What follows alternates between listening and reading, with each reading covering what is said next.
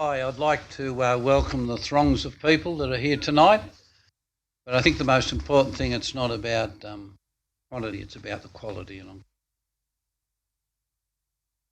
I would have loved to have had hundreds in here because every time we're usually talking about roads and footpaths, everyone's got an opinion. The amount of emails I get and phone calls, be at least 20,000 people in the room. But look, thank you very, very much for coming out on a chilly night after all of our snow. I'd like to introduce some people. Good. Wayne Gailey down the front here. Got Jason Lewis. Up back there I have Jason Theakstone. Up here I have their director Ian Greenham, who's sitting right up the back. And I have Nick Redmond. David Waddell, is he still there? And David Waddell is the acting General Manager at the moment. I have councillors Leto,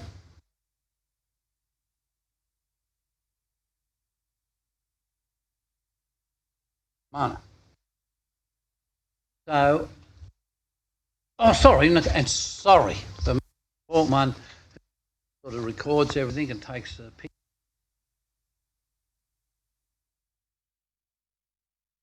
Thank you very, very much. I'll hand over to all the experts and they'll run you through it. You can ask any questions. And look, there's heaps of snacks on the table there. Get up if you want at any time. Out the door. It's overwhelming. You can go next door. I think it's ballet tonight. Thank you.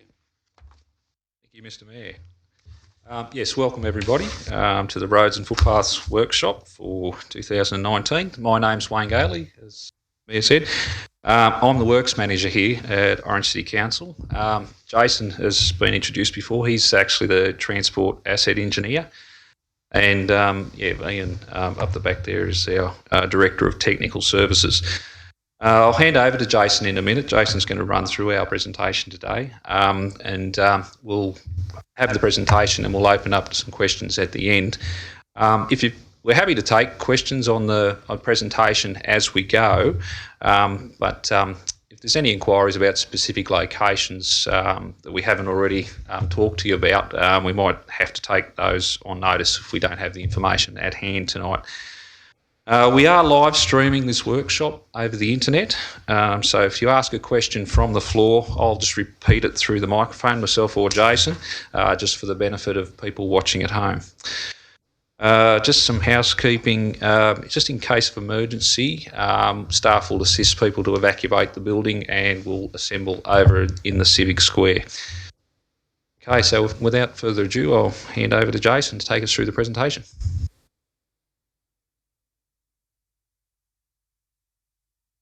Thanks, Wayne, and again, welcome everyone. I'm going to try and give everyone a bit of a broad overview of how we manage our transport assets here at the council. Briefly, we'll cover how we assess the condition of our assets and how we decide work priorities. Discuss what types of work we do and how we decide which type of work to undertake for a particular asset. And finally, we provide a bit of an overview of the completed works we've done over the last 4 years and a bit of a draft of what we're proposing to do over the next 4 years.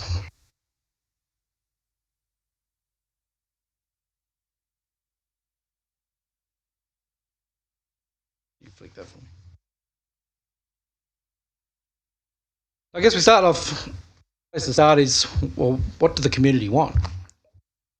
In 2017, we did a survey and just to determine what exactly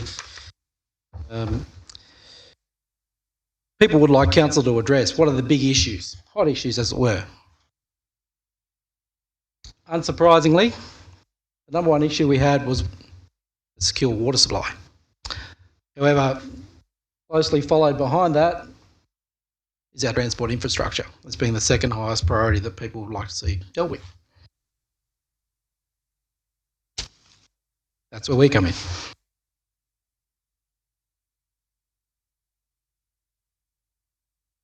So just to put a bit of a picture together, council manages around $1.6 billion worth of assets. And of those, about a quarter or $400 million worth are transport assets. That's our roads, footpaths, curb and gutter, etc.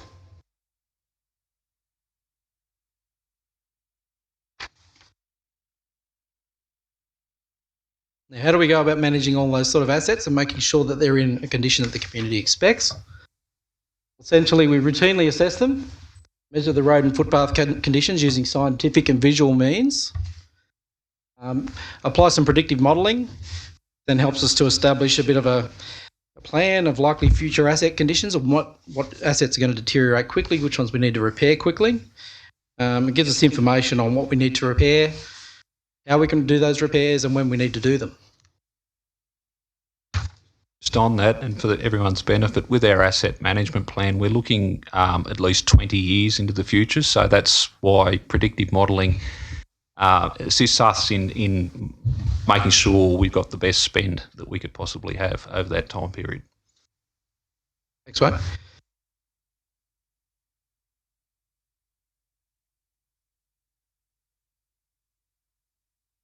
It's just a bit of a table on how we condition rate our assets. Now, this table shows how we go about doing that and how we give everything a score from 0 to 10, 0 being pretty much a brand new asset and 10 being, well, no longer serviceable and definitely needs replacing very, very soon.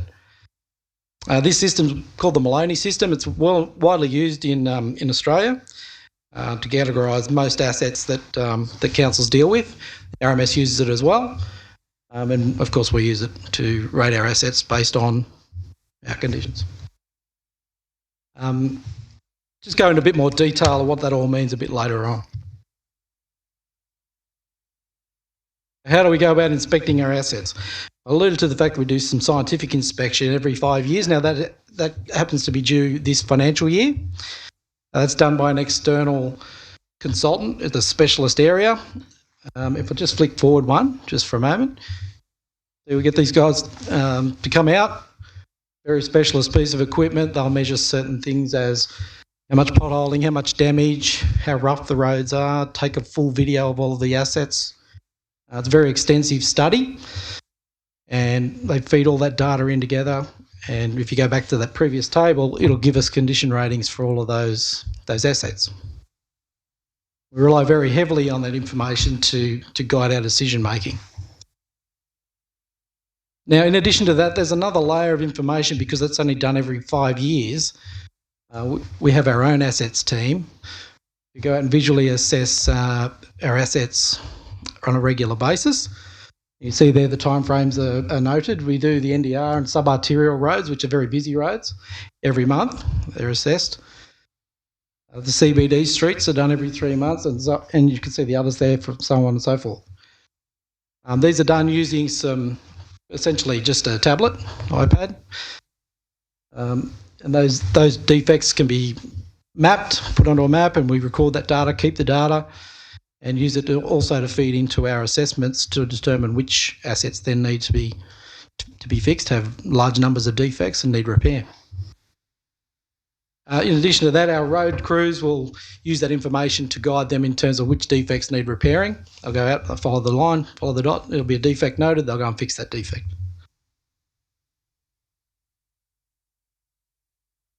Now, just as a bit of an example, so this is a bit of output just from that particular program that we use. It's a program called Reflect. It's fairly widely used now in New South Wales and Australia. And essentially we'll map these defects. This is a good example. It's Kite Street on the southern side in particular. See all these little T's here? They're trip hazards that were identified. This is a bit of an old piece of data from a few years ago. Use their unevenness in the footpath, and originally this was a piece of asphalt footpath. Now subsequently that piece of footpath was replaced with some concrete. So if we flick forward one, you can see there, no more defects. That's the whole idea. Go through, determine where they are, remove those. On top, another layer on top of that, of course, is that footpath was probably identified as being in pretty bad condition, a condition rating maybe 8 or 9, which led us to repair that section of footpath.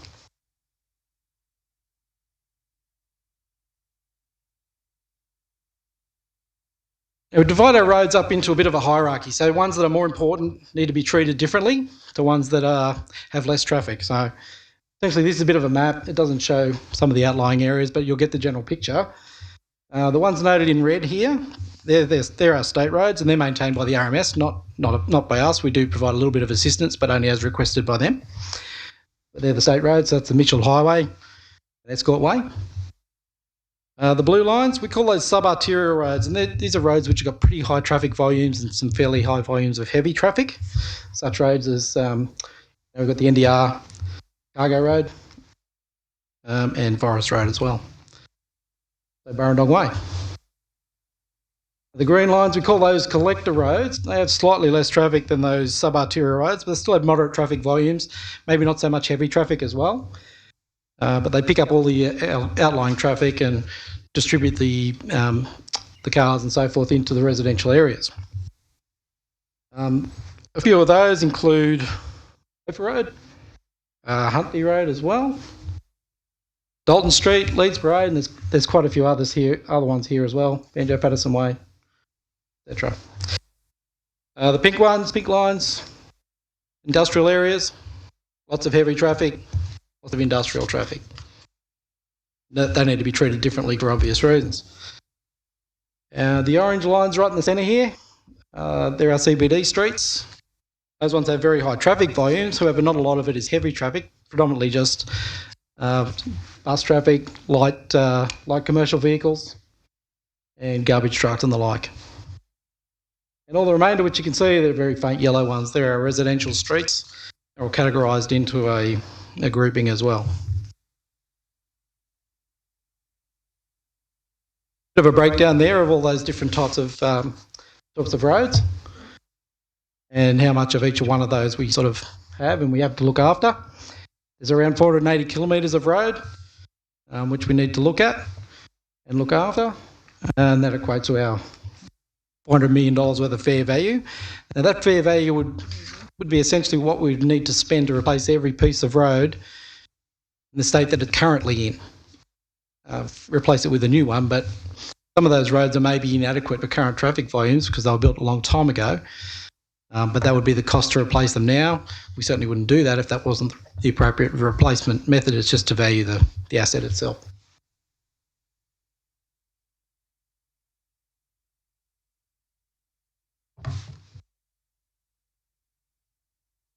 Now we just pull all this together a little bit. We talk about our level of service. So for different roads, we'll have a different level of service. And if we look at that table from before, the condition those roads are in from 0 to 10, some of the roads require a much better level of service. So we rate those as a lower number, and we want to maintain those in a much better condition than what we would some others. For instance, I'd imagine the NDR, Leeds Parade, those sort of roads get a lot of traffic, and we want to maintain those in a slightly better condition than some of those quieter cul-de-sacs and residential streets. And that helps us make decisions around which priorities we need to make as to which roads to fix when. Same goes for our footpaths. The CBD footpaths, we want to maintain a level of service of 6, which is a pretty low number for those. But again, it's a lot of foot traffic, and we want to keep those in a pretty good condition. Much more so than some of the outlying ones. Over 8's the bare minimum we have there. Question, do they use that same level of service all across the state for foot? Each council will be different. They'll have different requirements based on their own asset system, but it's a fairly common thing because everyone uses that Maloney scale. It gives us very similar sort of numbers.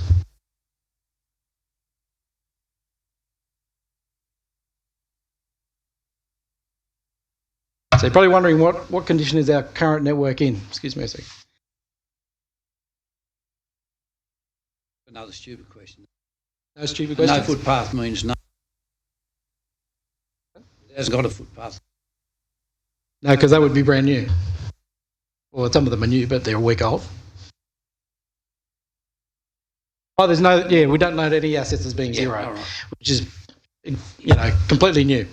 Even after you build it, it's a 1. We just make it 1. We don't put anything down as 0. So essentially, we've got a small section, maybe 6.7 kilometres of road, which is 9, which is actually beyond what we would consider to be an acceptable level of service. Unsurprisingly, those sections of road are in the 4-year plan to be repaired, all of those sections, along with a lot of a large proportion of the 8s. And the same goes for footpaths. We've only got 110 metres, which would be considered to be a 9. And those are going to be repaired in the 4-year plan. 3.3 Ks, which would be 8. Of course, the 7s, these ones here, they'll gradually deteriorate as well over the next few years and start coming online, becoming required to be fixed as well. We also have quite a substantial backlog of roads, footpaths and other transport assets that need to be repaired. At last count, that was around $12 million worth of work, which actually should be done immediately to bring these things into the condition they ought to be in, as per our level of service.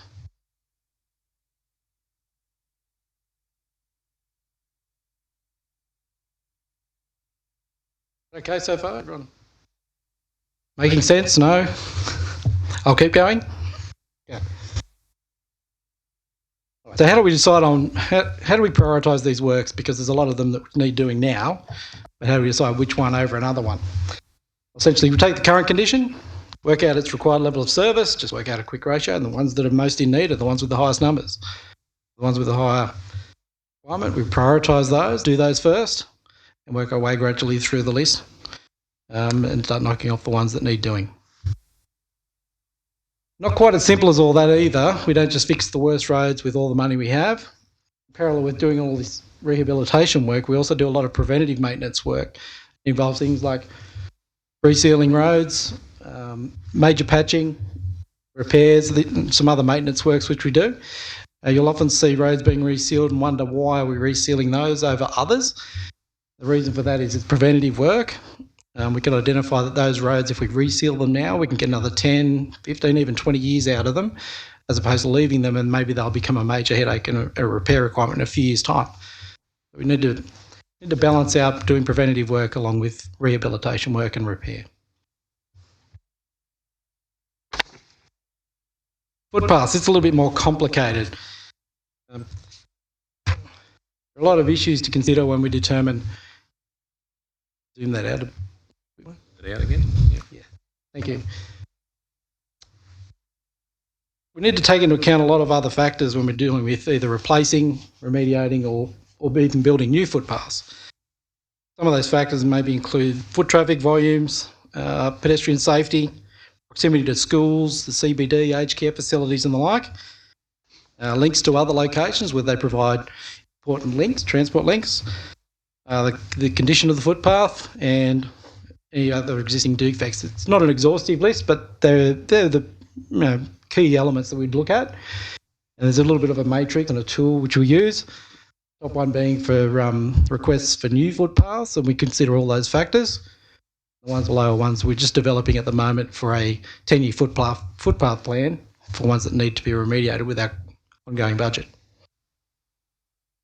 Some comments. That one's a little bit hard to see, but essentially what Jason was saying is that these are the tools that we use to effectively measure and determine certain parameters and then determine priorities because there is a lot of outstanding new and rehabilitated footpaths that need doing with the limited budget. Yeah, there's a lot more requests than we have budget to do. So objectively, we need to come up with some criteria that establish which ones we're going to do first.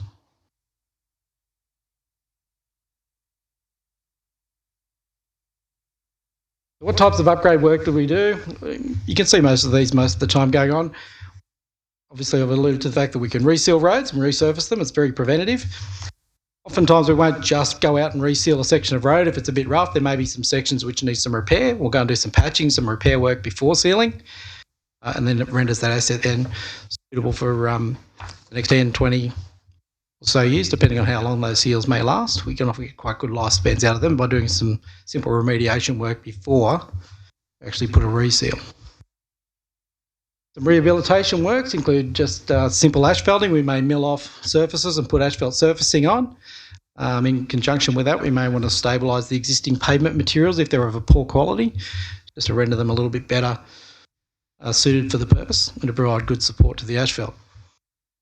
The stabilisation works. We may mechanically or chemically stabilise the existing road surface materials with our big Polvy machine, mix it all through, and then resurface those roads. What sort of chemicals we're talking about is cement or lime or a slag cement is another product that we use.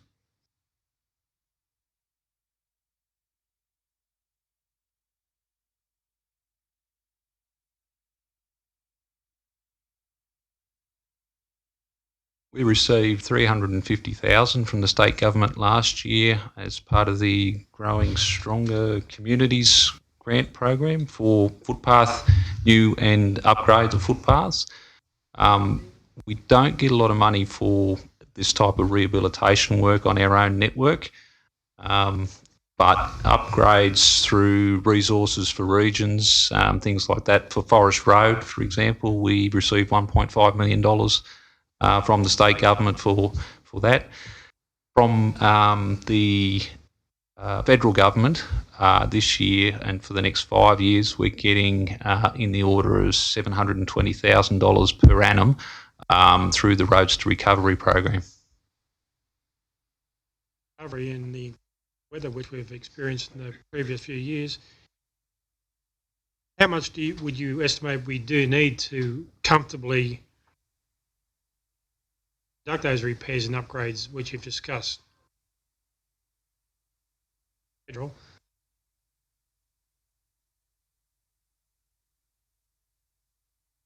That would be a current backlog, $12 million tomorrow. We could fix and bring those roads up to a level of service of 8.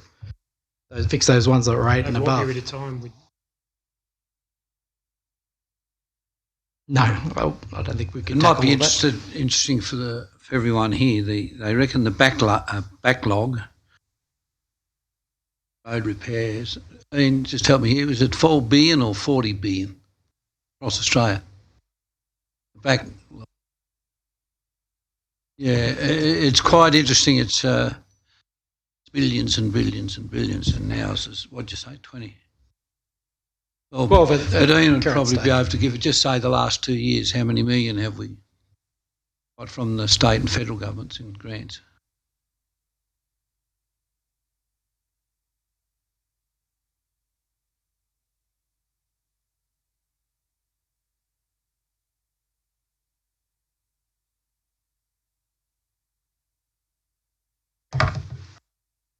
$2.3 million in the TIDE federal assistance grant.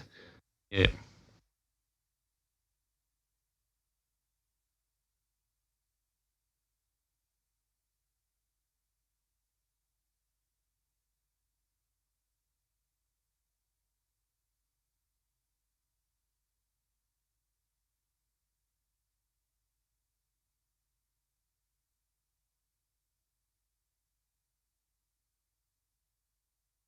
On the Southern Feeder Road for Stage 2, we've received in the order of $15 million worth of grants.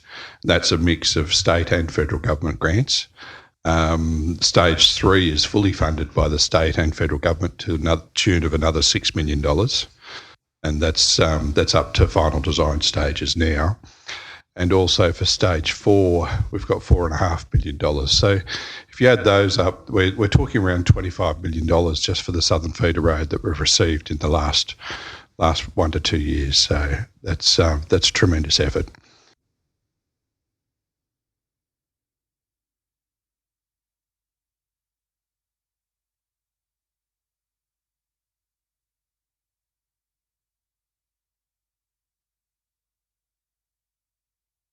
Good. It's a very good question. It's a good question.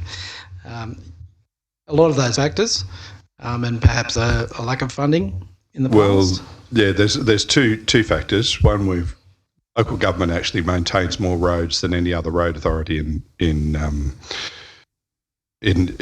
across Australia. So each of the state governments just look after the regional and the state road network, and they also look after the federal road network on behalf of the federal government. State local government roads, where we get a growing number of roads through subdivisions and what have you, and you can sort of say we're also getting a growing income from additional rates. But the issue is the rates get spread very thinly across all of the service areas of council. And we have a situation here in New South Wales where our rates are pegged. So the state government sets a limit on how much we can increase our rates. Doesn't look at how many services we need to deliver or anything along those lines. So you end up with this situation with a growing asset network that you need to maintain pretty well on a risk-based matrix, which is what the guys have been explaining here tonight. And then look at opportunities for other funding. That's correct, yeah.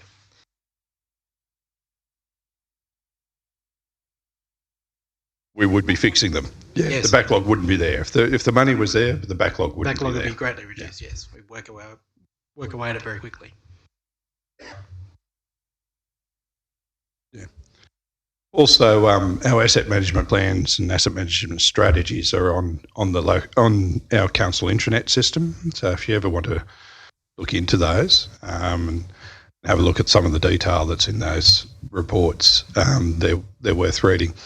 The difference with some of the other services we provide, like water and sewer services and waste services, they work on a rateable base based on the cost of those services. So as the costs increase, we're allowed to increase the rates for those services. Whereas our general rates, which is where some of our funding comes from for roads, is pegged.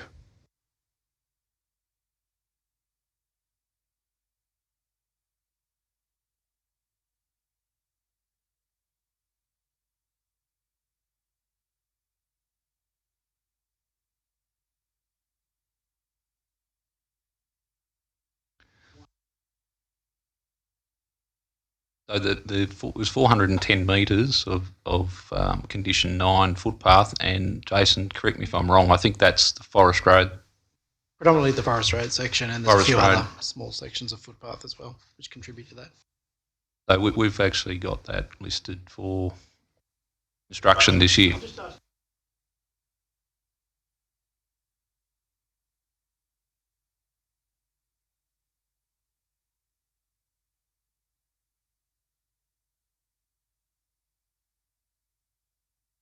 So we received $350,000 last year from the Growing Local Economies, Growing Stronger Communities grant for footpath rehabilitation, which enabled us to do 2 years' worth of program in 1 year. That program's open again. We'll be putting a similar submission up.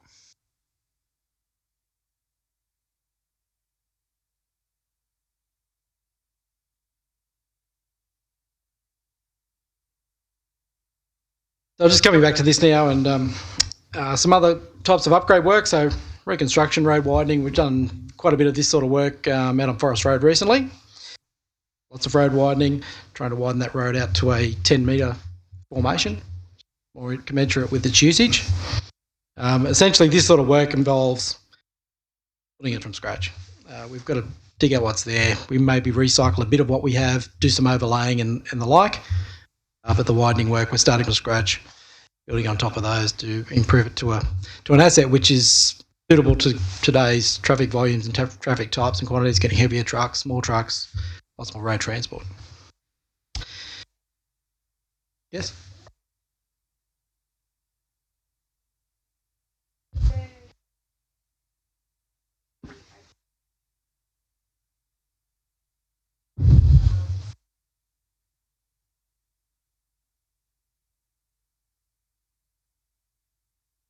Forest Road.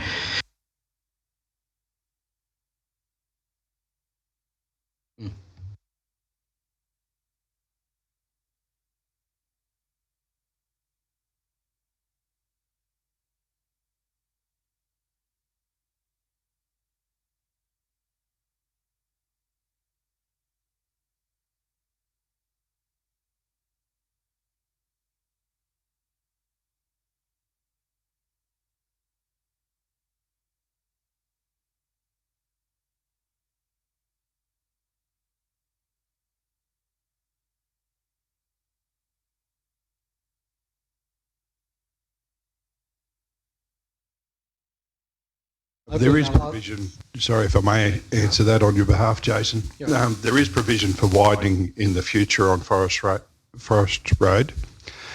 The issue is there are no other sections that are 4 lanes approaching it, so feeding into it. And we've also got the Northern Distributor Road that is quite some sections of it is only 1 lane in each direction as well, and carries quite considerably more traffic in peak times.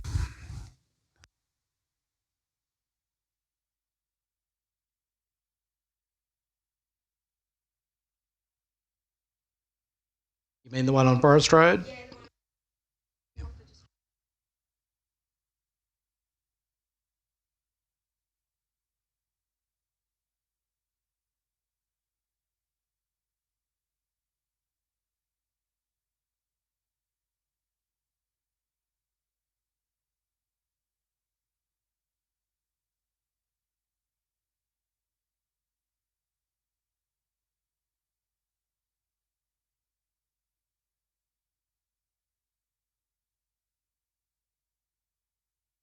So the question was,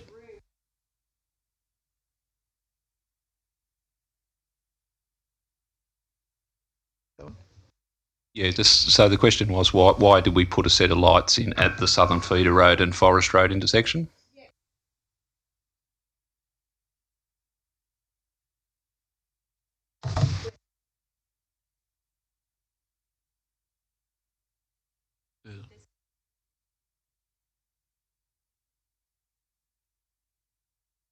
So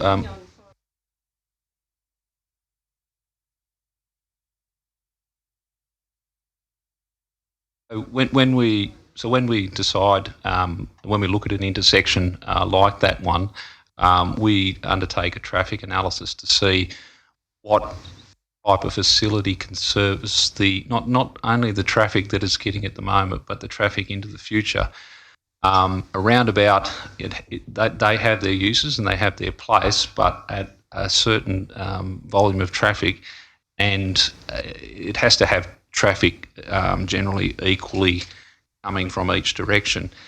After that, you need to go to set of lights. So the analysis that we did and the recommendation, we actually got a consultant to look at it. They came back and recommended traffic signals. And when you think about the Southern Feeder Road that's being built at the moment and the connection over the railway line, that will be a very well-used route from the Mitchell Highway through to Forest Road and linking up with that medical precinct down there. So whilst I accept your argument that at the moment there's not loads of traffic that are using that intersection, there is a plan there that covers off on the increased traffic volumes from as the stages of the Southern Feeder Road are built. Thank you. So just moving on to what sort of work we do with footpaths. I mean, it's fairly straightforward. We reconstruct them, build new ones. However, there are a few issues we need to consider there. Particularly in Orange, we have a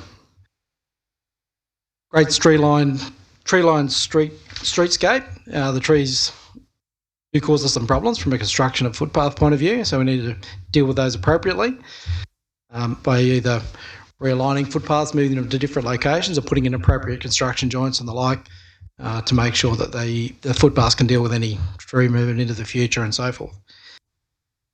Replace some damaged sections, and often we'll have sections of concrete footpath which need repair, not the whole block, not the whole length, so we don't fix the whole lot.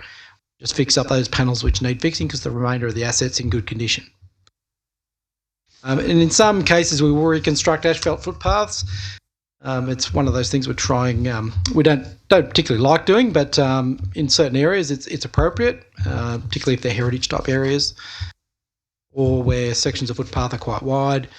And the asphalt does a much better job in terms of providing a suitable footway.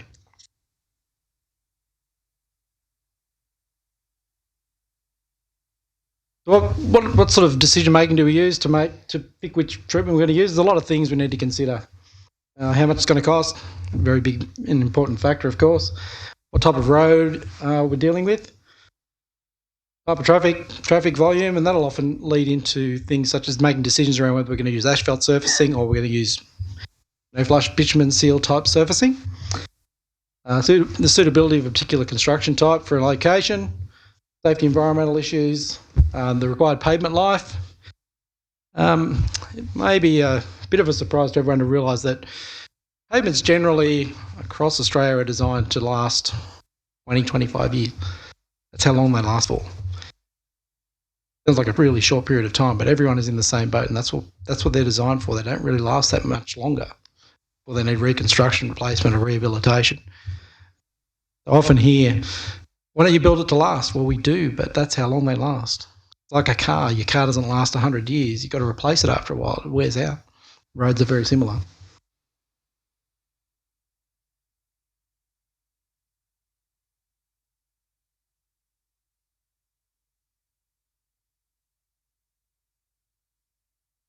Always. We're always doing that sort of thing. Using better materials, better quality materials. That's an ongoing process, always developing. Also recycling the existing materials we have, reusing those to keep the costs to a minimum. Very big part of what we do as well. There's lots and lots of recycling and reuse of materials. All these sort of things contribute to help.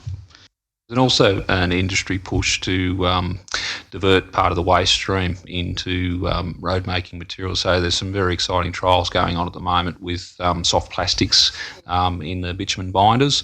Also things like glass as a replacement for sand in asphalt, in the asphalt matrix. So we're Downer is the local asphalt plant. At the moment they're not set up. It's quite an old plant down there. They're not quite set up to handle that, but this is becoming industry best practice. And as they upgrade the plant, that sort of opportunity will be available to us.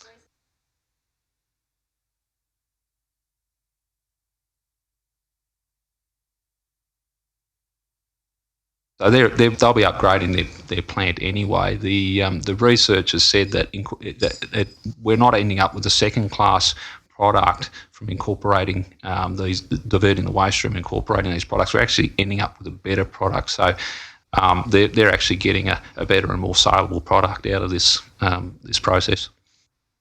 Incidentally, one of the other products I'll just come back to you in a moment, is tyres get reused, the rubber from tyres. We reuse those to actually make road building products, which is quite ironic, really.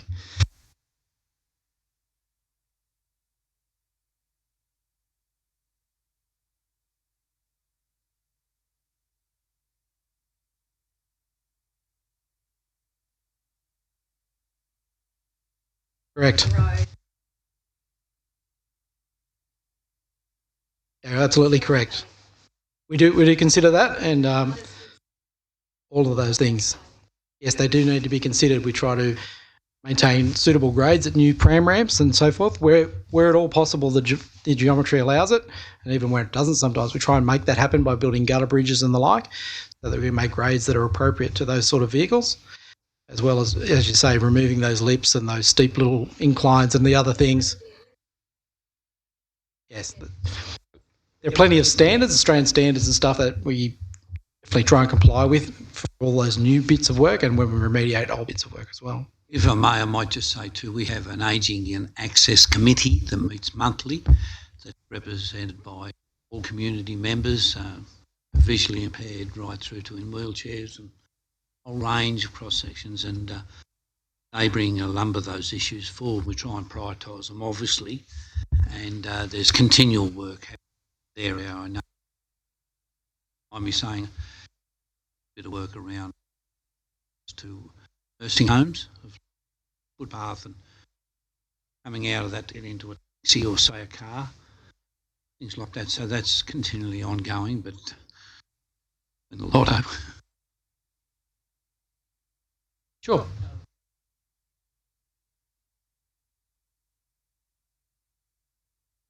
Much more durable.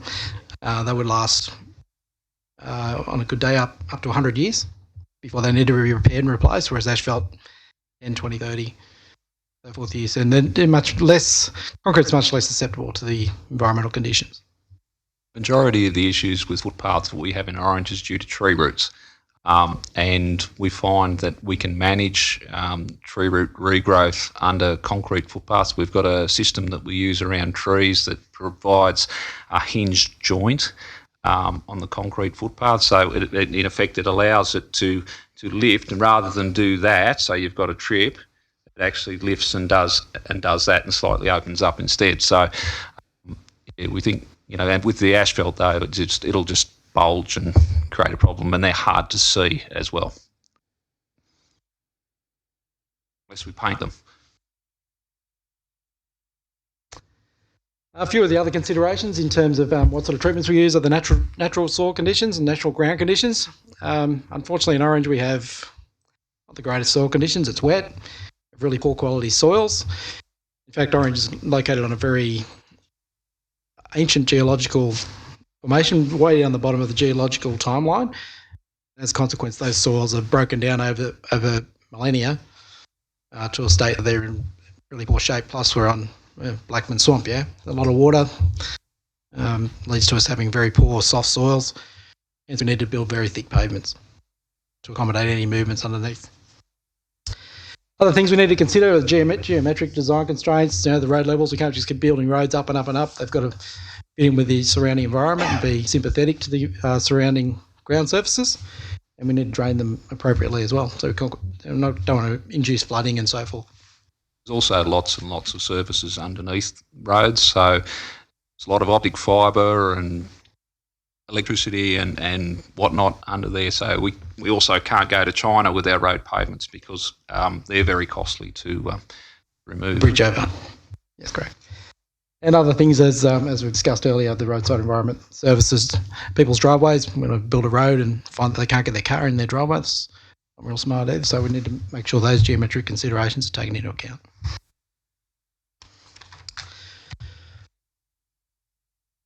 Other questions just before we go into actually what we've done and what we're proposing to do?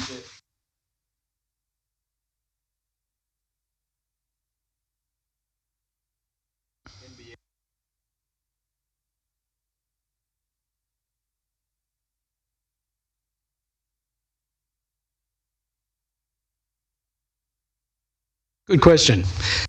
Do you want to answer that one, Jason?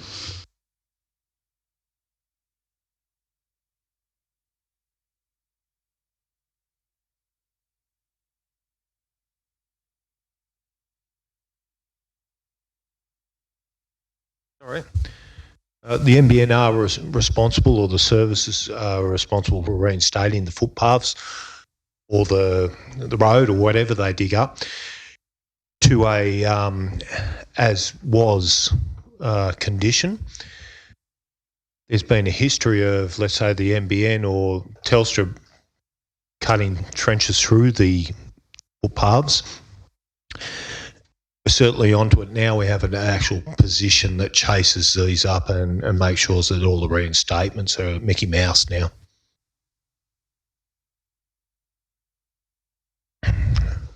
Yes, it does. If they just cut a quick trench through and fill it with asphalt, we don't like that. We want them to replace that panel or whatever else. But only recently we've started a position where we have someone which looks after those road openings and repairs.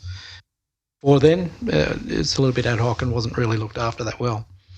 And they do tend to come and do them. We only pick them up because we'll walk out there and go, "What's happened to our asset?" They don't.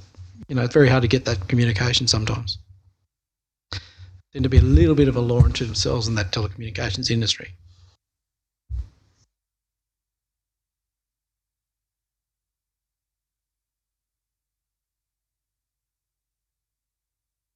Absolutely. That would be much appreciated, yes. We can't watch all the bits and pieces going on, but if the public notify us of those, we can certainly be across that then. Yeah, sure. Yes.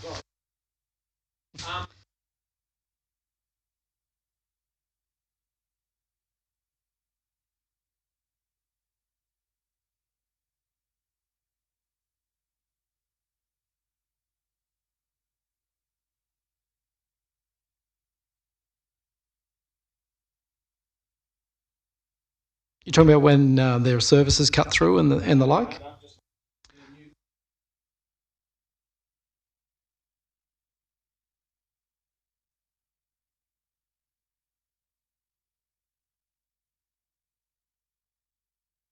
So that's not uncommon for that soil to compact over time, and if you just give us a call, we come out and top that up again. So we've recently done some work in Kite Street between Sale and Anson Street, and we've got that program the next couple of weeks to go back and top that up again. So Franklin Road, yep, got that.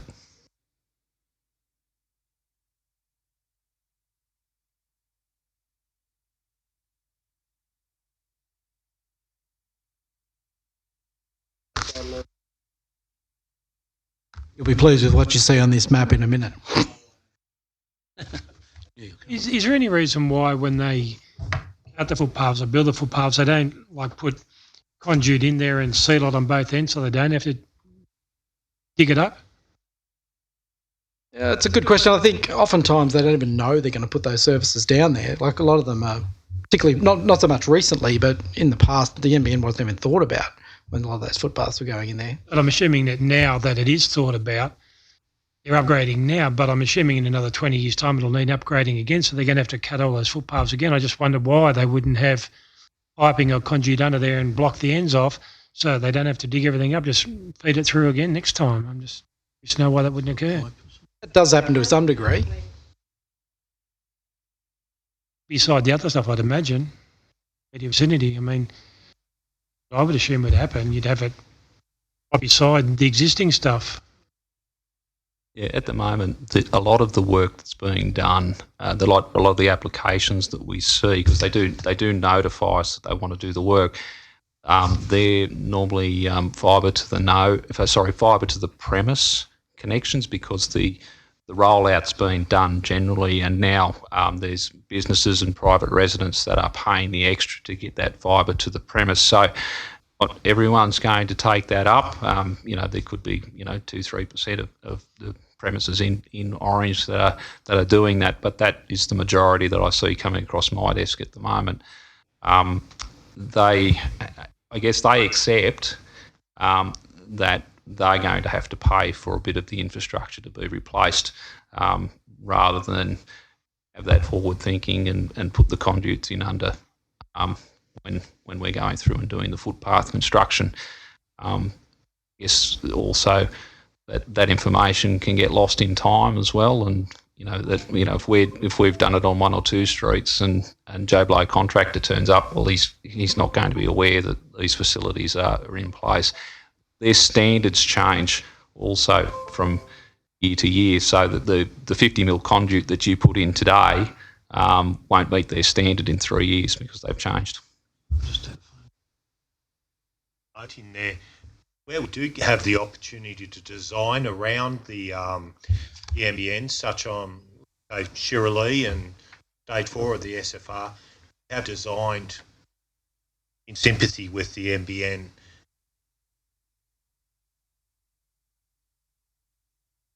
Certainly do try, but often things out of the sky. In sympathy with the NBN. Have much sympathy for them. Well, I guess that brings another point. Certainly back when we only had one telecommunications provider in Telstra, there was a lot of that would happen where they'd put a redundant pipe in or conduit in for a future network expansion. Most of that, when it has happened, Essential Energy do the same thing as well with their power in most situations for underground power, but at least they're the only provider. Where Telstra have got their own conduits in place, they haven't necessarily allowed Optus to run their cable through them, and they haven't necessarily allowed NBN to run their cable through them either. So it's when you've got a number of other telecommunications authorities working in that space. So we've got under our footpaths in some areas, we've got gas services, water services, sewer services, up to 3 different telecommunication services and power services, all sharing that footpath space. So it's questionable about how many extra pipes we put in, and then who owns them and who's allowed to use them. So Fortunately, now it becomes a user pay type situation, and that gets passed on to those individual people that want a fibre to the node connection.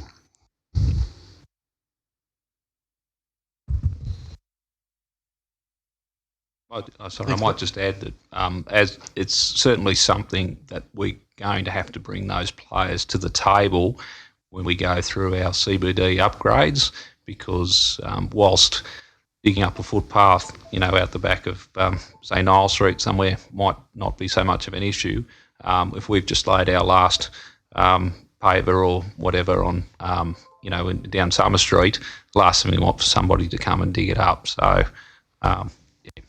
make sure we're having those conversations at that stage. Yeah, we went through these fairly quickly and just give you a bit of an overview of what we've done, what we're planning to do, just pull all that together, and we can flick backwards and forwards perhaps when I'm finished and go through a few of these different maps here. So, completed work. So this one here just shows the just finished financial year, the one up till June, sections of road that we resealed. Put reseals on, so that's our preventative type maintenance. Sometimes they were ones that were in desperate need of a reseal, but the budget was allocated to those. A reseal. So essentially, you get the bitumen truck out, they'll lay down new bitumen and new gravel. Most of the time, no, we'll just lay over the top of the existing. Sometimes it does warrant some repair work as well. As I said earlier, we maybe come and patch some poorer sections with some asphalt inlays or some other stabilisation treatment. Right, I'm actually doing a really good example of that was one which is not here. It's noted under a reconstruction section, but it was in Turner Crescent, a little loop road, and it had a lot of damage next to the curb and gutter due to some traffic from garbage trucks and so forth, but the rest of the road was in really good condition. We decided then to just repair those edge pieces with some asphalt, some 50mm thick asphalt, and then reseal the entire road and bring it up to a standard which lasts for quite some time. Reseal is one of these preventative treatments that helps slow down the deterioration of the road. Essentially, it acts like renewing the raincoat and keeping the water out of the pavement, which is our number one enemy. These are some rehabilitation projects, and as I just said, that's that one there. That's Turner Crescent, where we rehabilitated that section of road. Shouldn't be any surprise to anyone that we did a rehabilitation here at Cargo Road. Prince Street as well, and this section here of Forest Road, and a few other bits and bobs as well.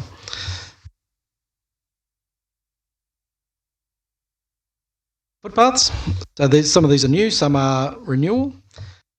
This was a fairly long section of new footpath heading along Anson Street up in North Orange there, and several other smaller sections of footpath renewal or replacement.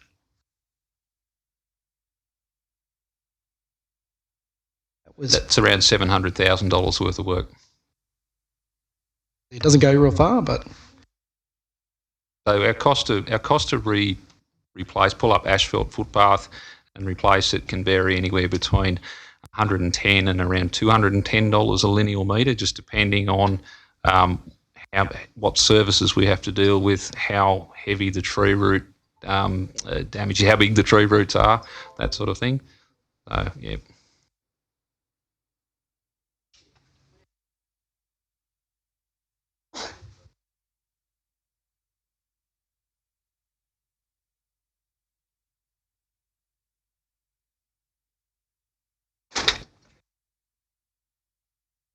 a problem later though. Our city presentation team are they've got specific tree types that they pick these days that should have less of an effect on our footpath network. But yeah, Jason will get on to the installs in the new areas soon.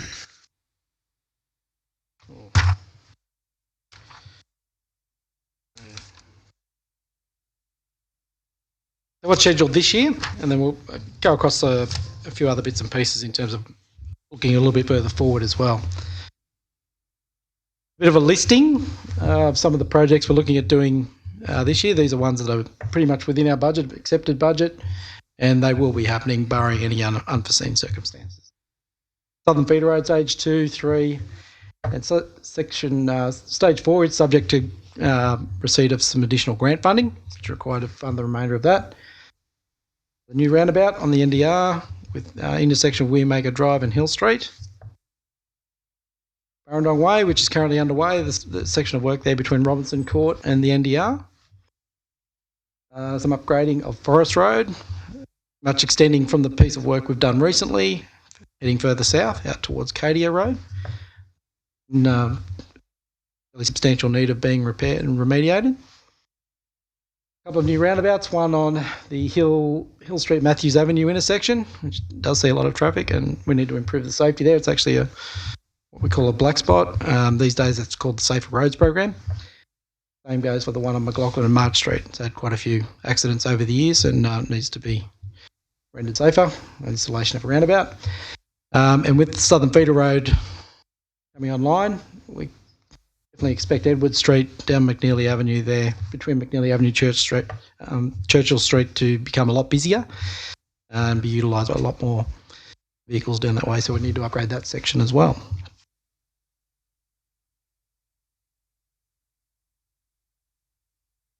Yes.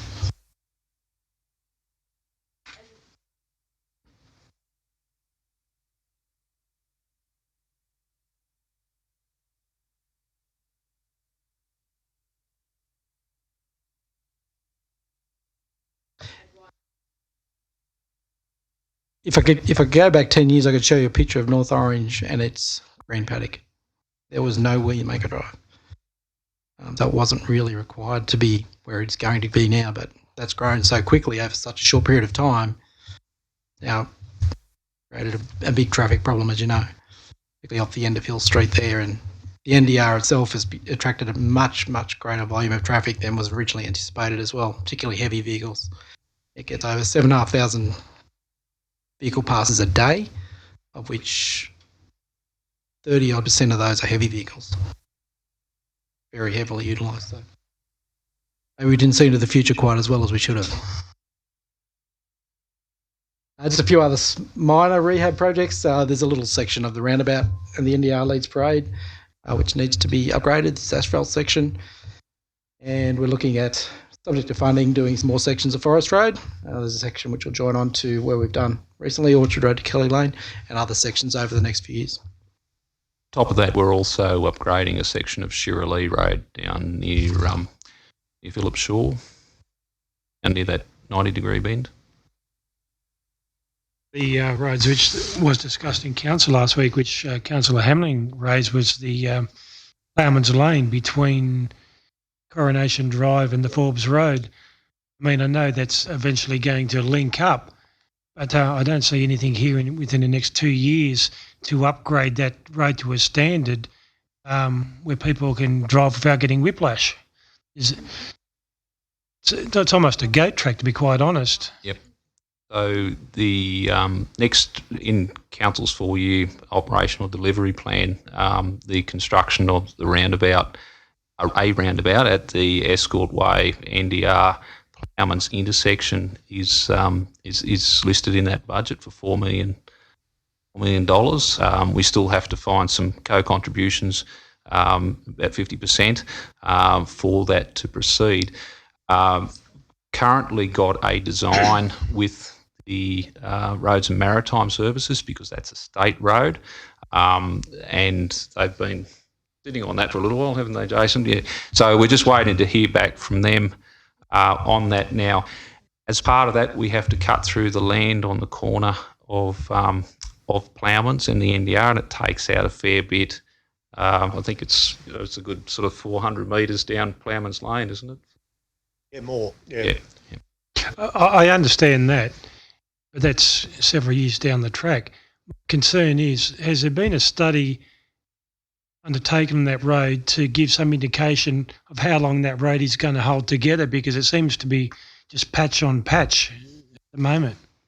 Yeah, It'd be condition 9 at the moment. It's not alone either in terms of that. It's budgetary, and again, we don't want to remediate that road now if we're going to get funding and do it in conjunction with some other work.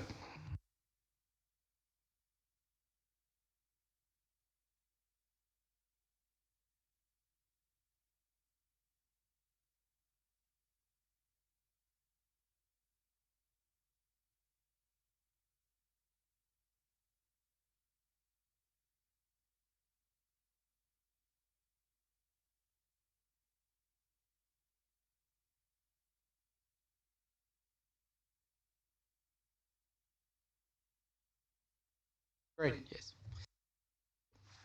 That's why Leeds Parade was fixed, and the others, and I agree with you, that one there probably does need to be looked at very soon.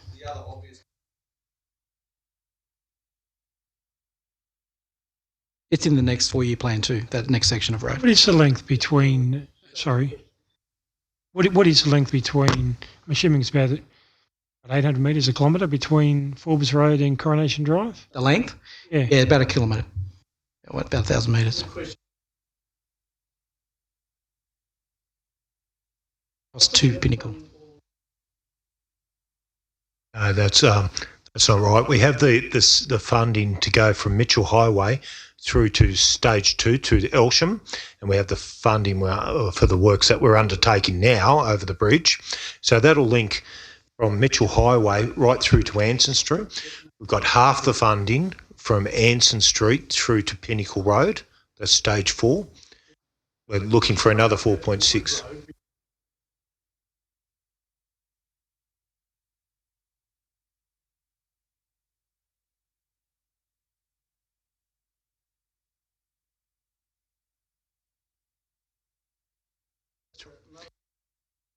That's right. Yep. So we've been applying under LSIP, local crossing improvement program, and it's also identified in the section 94 to do that rail crossing. It would be the only rail crossing in Orange that isn't patrolled. Let's say it has a Boom gates. boom gates.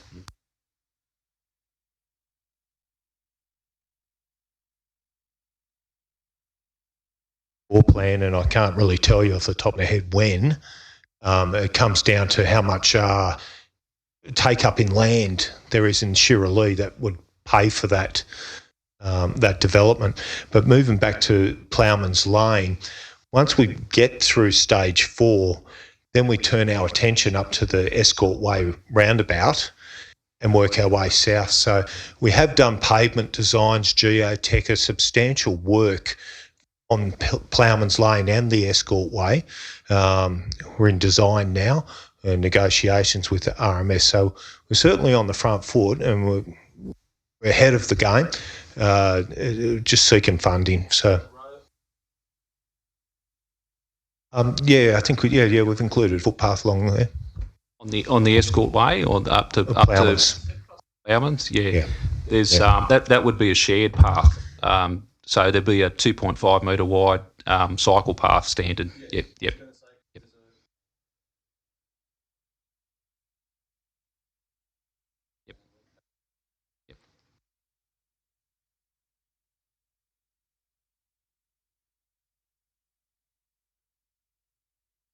The roundabouts in our 4-year plan for next financial year, okay, if we can get the funding to match.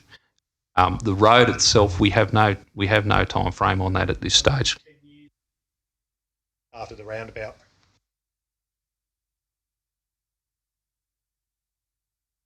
Good.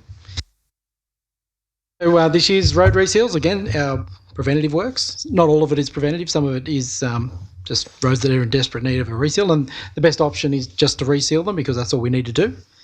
There's a bit of a listing there. Won't go through it in a great deal of detail, but if there are any questions, you can maybe ask about them. Yep.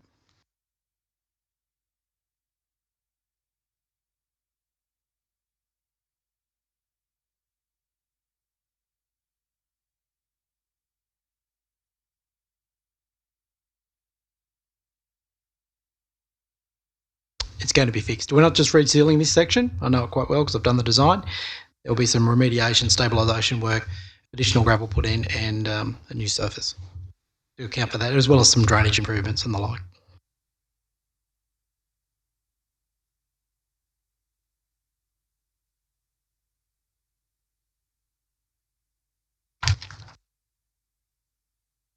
Footpaths, so there's about $450,000 in budget this year. New or replacement footpath sections. They're listed there. I think somebody earlier was asking about this one. Forest Road, the southern feeder road through to the East Fork Bridge, which we are doing.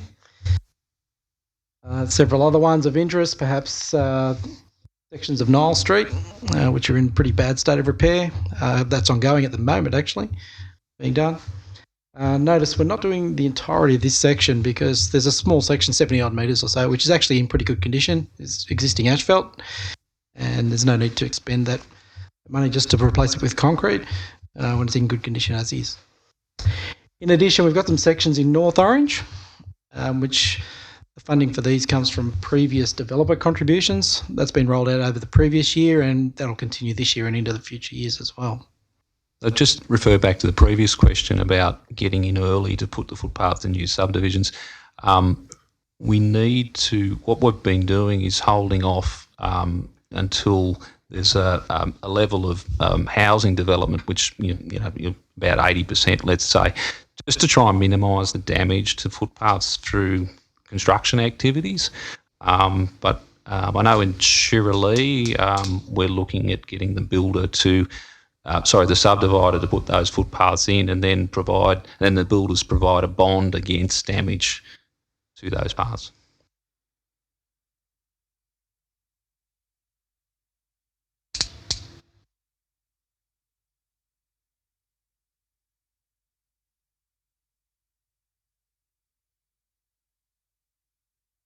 You know that one, Jason? That's the Poplars Estate.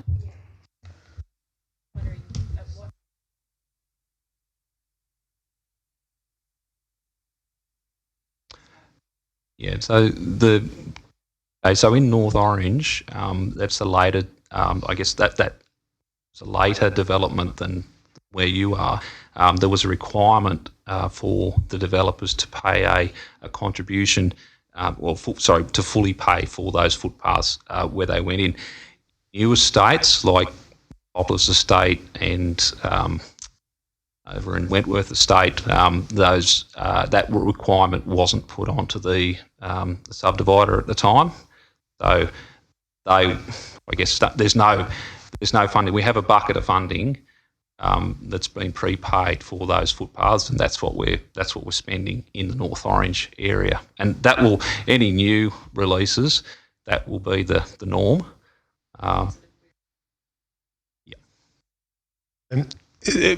Wayne raises an interesting point there. In a new development, as Wayne said, the developer builds the footpath, let's say, and obviously pass the cost of that footpath onto the person buying the allotment. The Roads Act actually enables council to contribute contributions from people, half contributions for footpaths. And you see it pop up in a current affair every now and again. Council's sent me a bill for the footpath. I doubt we'd do that here, but it's really people that have footpaths have invariably paid for it, and we do get a lot of requests for footpaths out the front of my house.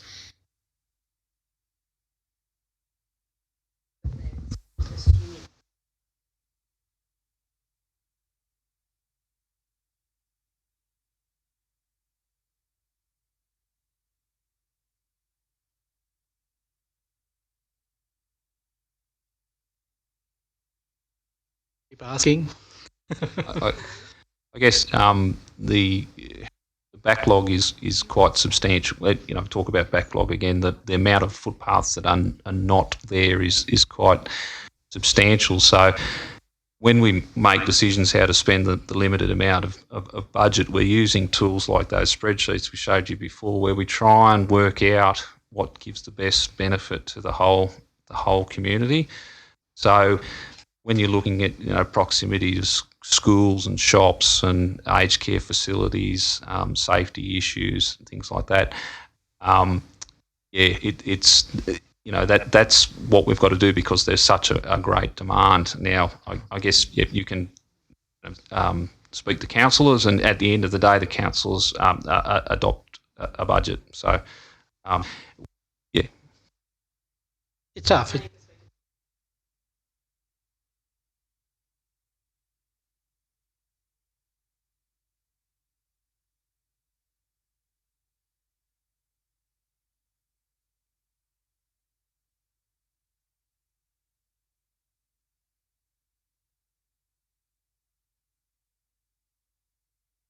Yeah, your story isn't a single one either. There are lots of those sorts of areas where there's just missing linkages and missing path, and difficult to say no. We won't be doing that in the next 4 years, but that's often the answer because there are other priorities.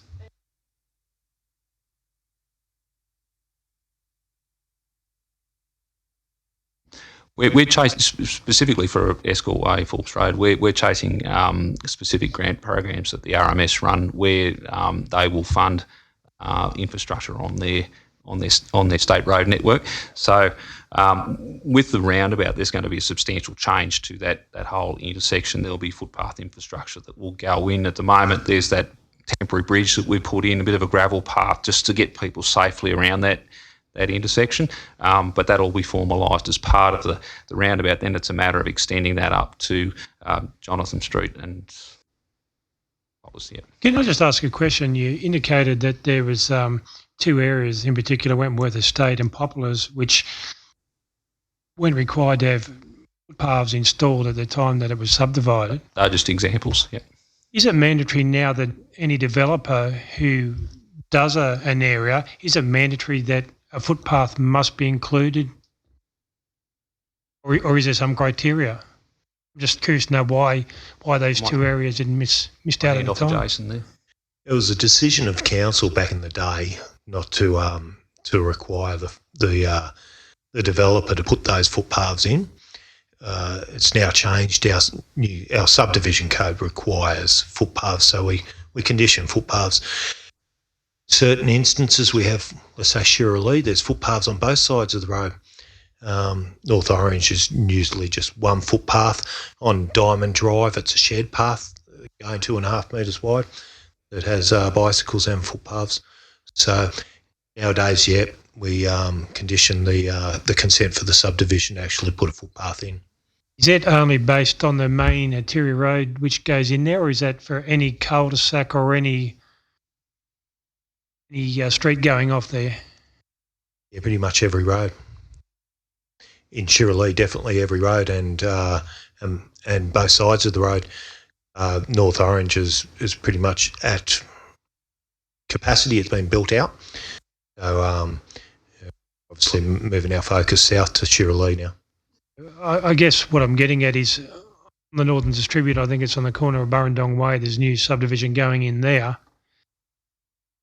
Can people who purchase blocks of land in there expect to see a footpath on every road, or at least on one side of the road, going into that new area? In what period of time are we looking at? Well, as they build them, as they build the subdivision, they'll make a contribution to council.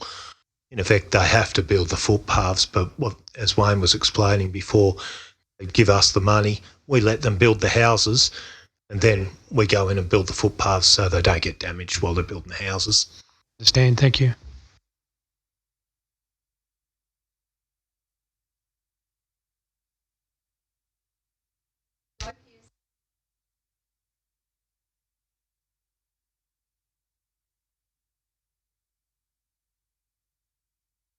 No, the land on the Woolies side, that's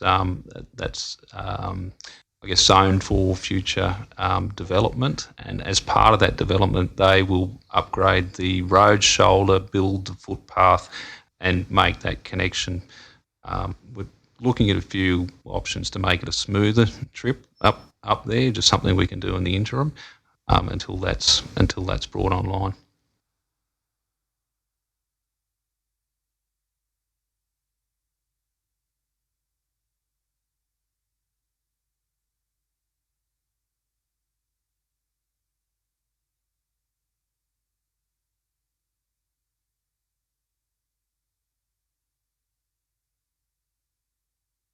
So Ulver Street is, yep. That I've had a look at that side of Ulver Street. It's there's not a lot of width to put a path in on that side because the trees, for where the trees are, you'd have to rip the trees out. And it's quite a low volume street. So I guess when I'm comparing that with the rest of the network and the needs of the rest of the network is, do I put a footpath there where there's one on the other side of the road, or do I go and replace or build one where there's nothing on both sides.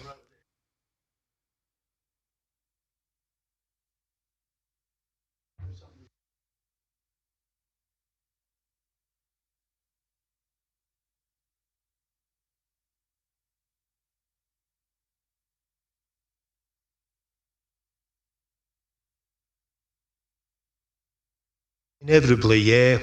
Yeah, that's right. My house is 50 years old. There's a footpath in front of it.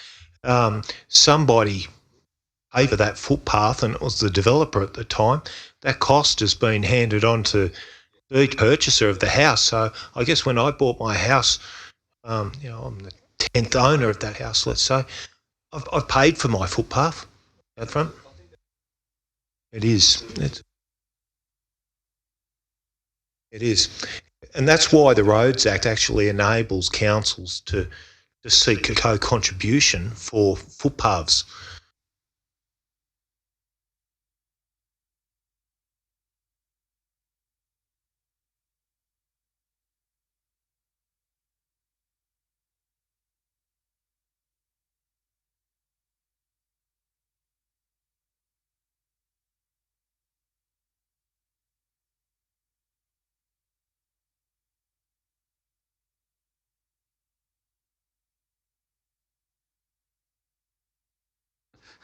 He's here.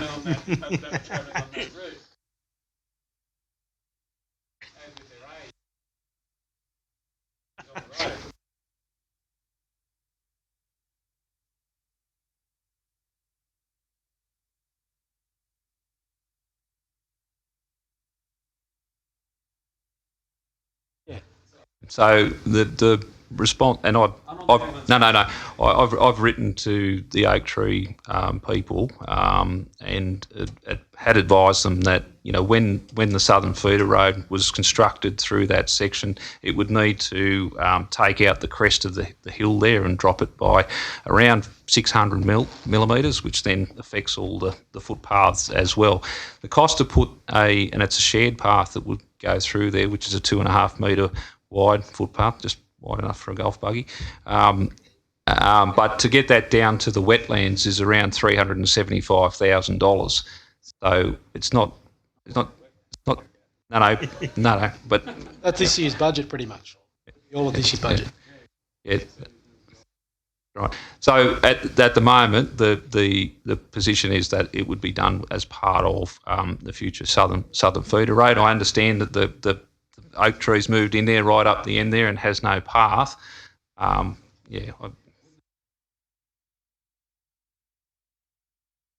that, as I understand it, that development, they sat on their DA for a long time before they actually enacted it. They enacted it at the last minute, and so iteration, the footpath probably wasn't the priority when it was approved of council at that stage that it is now. So they're enacting an old DA and old conditions that we wouldn't provide anymore.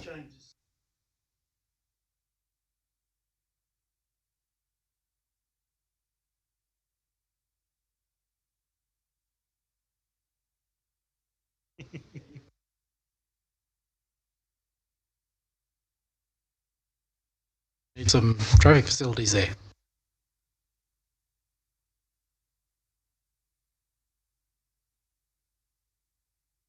Pedestrian refuge. Yeah. Well, you wouldn't put that in without widening. You need to widen the road to fit that in.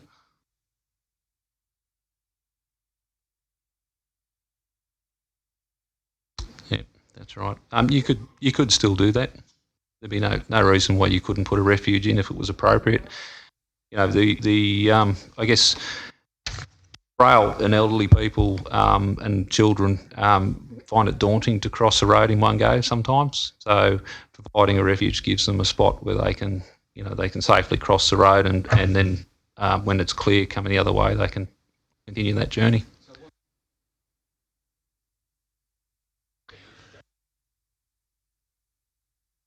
I guess without going into stages, our intent is to finish from the Mitchell Highway through to Pinnacle Road. We're near there. When we get through that, we turn our attentions to Escort Way and work our way south. So we'll do Escort Way roundabout, then Ploughman's Lane, then Cargo Road intersection, and then we'll work our way along the wetlands and up the hill, and eventually tie it back around to Pinnacle Road.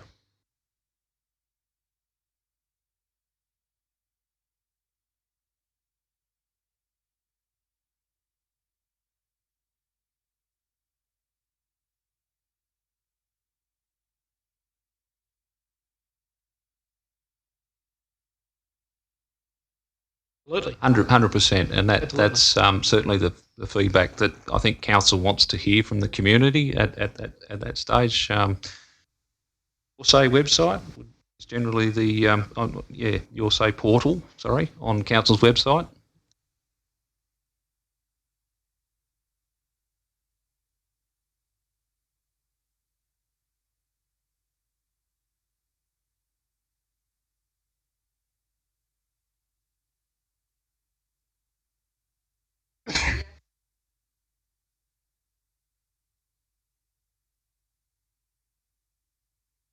As you noted earlier, there was 480 kilometres of road we look after. Keep myself busy, but I don't look at all 480 kilometres every day. And when people let us know, we can certainly attend to those matters pretty quickly.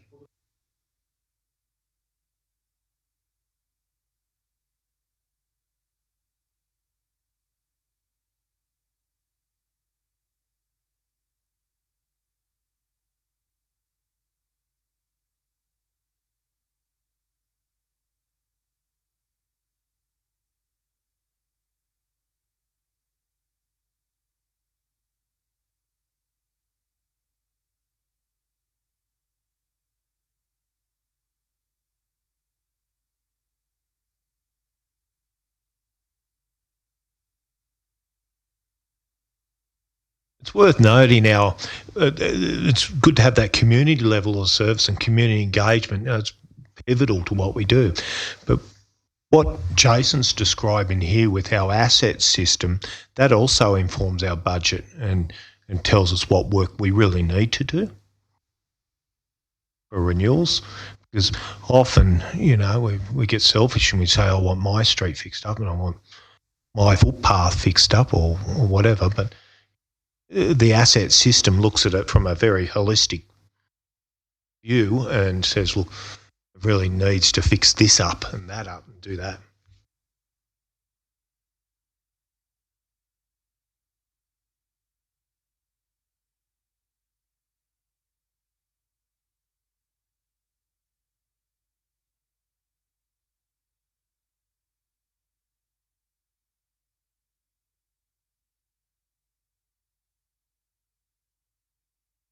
It's rolled into our model. We do consider those important linkages and those around the CBD, aged care facilities. As I said, they're all factors we have to consider.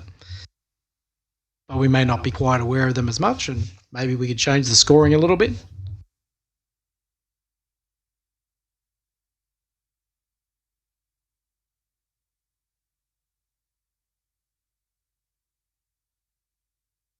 It's got a missing section.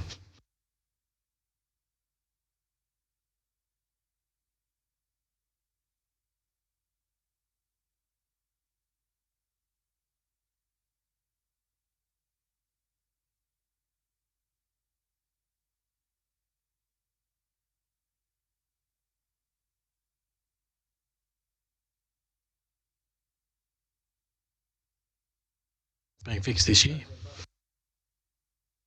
There'll be some work going on there at that intersection this year as under Safer Roads program.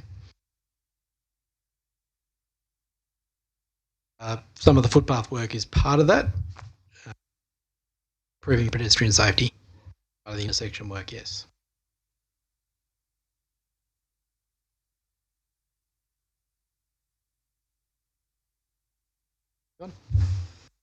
Okay, so we've got a bit of a scheduled works over the next 4 years. Now, the 4-year plan, it's a little bit more, not quite cast in stone as it were. This current budget year is pretty much fixed, but the 3 years beyond that, their projections a little bit based on the data we have available. For this year's section of works, we've been out, walked all those sections of road, made sure that they're the ones that need doing. Those are the ones that need priority. Did a bit of a sensibility test to make sure that that one's a better priority over the next one, make sure that we are prioritising correctly. The ones projecting forward the next 2 to 4 years, White has thoroughly done to death. Certainly looked at them based on our modelling. So that gives us 4 years worth of works for reseals. These are the areas we're looking at resealing over the next 4 years. The blue ones are this year, and the other three, yellow, pink and green, looking forward a bit further. What are those areas? Isley Road. All of Isley Road will be done over the next 4 years. It's in pretty substantial need of getting a resurface. We'd love to do some realignment and widening and so forth, but the traffic volumes are such that probably doesn't warrant that. Jason, maybe if we've got the transport asset management plan here. It has a 4-year program in it. And We'll make it available to look at after the formal workshop, if you like.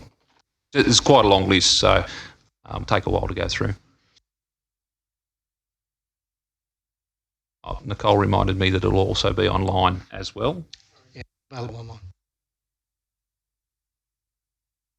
Move forward, one. Oh, yep. The rehabilitation, a large portion of the next couple of years' rehabilitation budget is being diverted to the upgrade of the CBD. Hence, there's not a lot of rehabilitation work over the next couple of years, so this map's a little bit sparser, perhaps, than the reseal one. But there are some works which we discussed earlier. Of Cadia Road, nice long section there of Mulder Street, which needs an upgrade and some resurfacing with asphalt. Isolated roads, some sections in there of Airway. Good, isn't it? Pink one up in the top left-hand corner. Yeah, that's Is that Gorman Road? That's Dean Drive. Dean Drive over the back of Gorman Road. Pardon? Go and have a look. Bad state. Certain sections of that. I think maybe some sins of the past. It wasn't particularly well built. As part of the subdivision.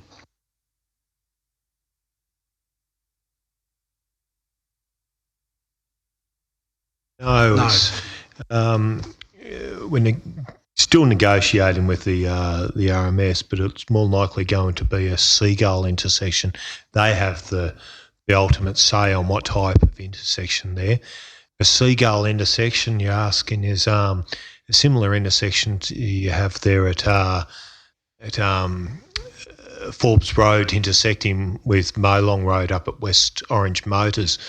There's a picture of a seagull in the middle, and it allows a right turn into a sheltered lane and a right turn into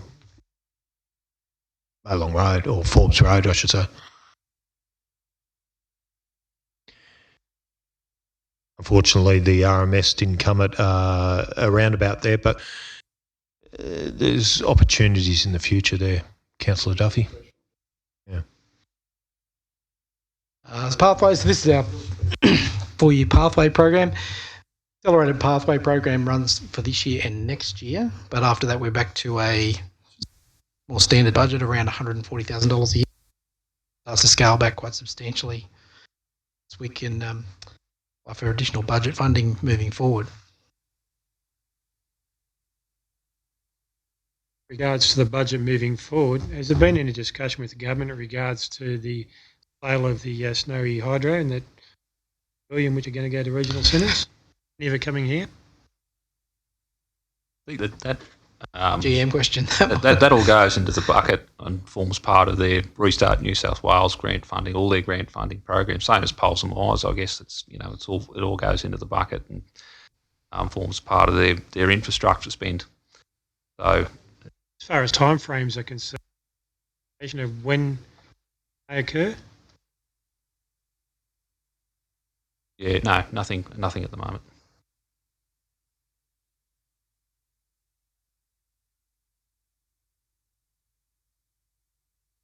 And then just to provide a bit of an overall picture, so this is a little bit difficult to see, unfortunately. Probably better Well- on the screens on the side, Jason. Yeah, the grey areas there we've shown there the previous 4 years of works that we've done, undertaken. There's quite a bit, a lot of it over the NDR, of course, quite a few other roads, and the coloured sections being the ones we're doing in the next 4 years. So hopefully you can appreciate that nothing happening. There's quite a bit happening in actual fact. We're very active in trying to procure funding from various sources, state government, federal government, for various grants, trying to fund a large portion of these projects. And a lot of these ones you see here have been funded that way, and hopefully that will continue. This is the northern part of Orange, and just to show that folks out towards Spring Hill and stuff left out, doing quite a substantial amount of work along Forest Road. Then Huntley Road is slated to start getting some work as well. A few years, along with a little bit of work on Beasley Road.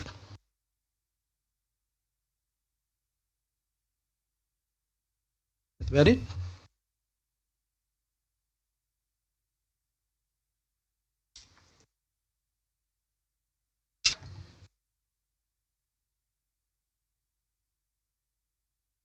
Thank you, Jason. That was great. So that ends the formal part of the presentation. So I guess if there's any more questions, I'm happy to take them now, or the YourSay website will be available if anyone's got questions after the meeting or things that they think of. Right, well, if that's it, we might wrap up for tonight. Thank you all for your attendance. It's been a great two-way conversation. Thank you.